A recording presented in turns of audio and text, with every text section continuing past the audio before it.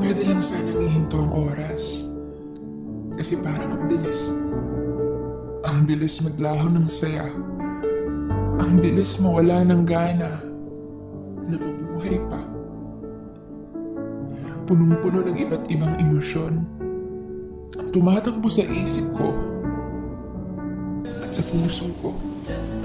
Napapatanong kung hanggang kailan pa ba ulit mararamdaman ang saya na tila di ko na maalala sa sobrang tagal na. Gulong-gulo. Napakagulo. Bakit ganito?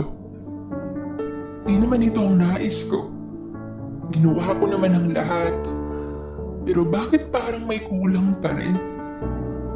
Di matugma-tugma ang gusto ko sa dalaw ng mga pangyayari. Matatapos pa ba to? May tagumpay pa bang naghihintay sa dulo? Napakalabo ng mga sagot kasi alam ko lang ay pagod na ako. Sa kakaisip kung ano bang susunod sa lungkot na di nagbabago. Di ko na alam kung saan ito tutungo. Bakit ganito? Bakit parang mag-isa akong pinapasa ng mundo?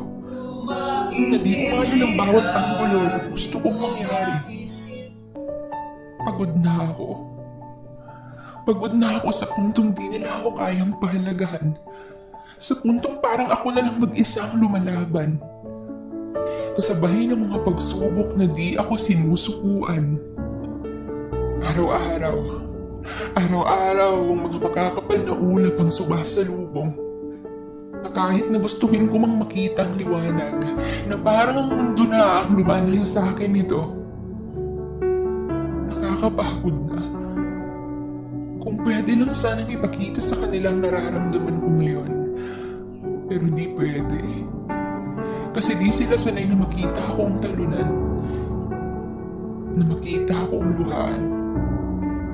Dahil kahit ni minsan, di ko sinubukang maging mahina sa kanilang harapan.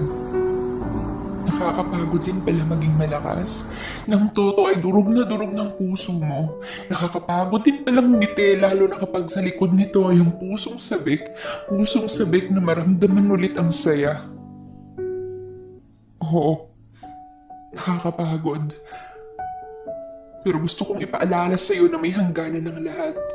Na kapag sumapit ang gabi ay may naghihintay na liwanag. Kaya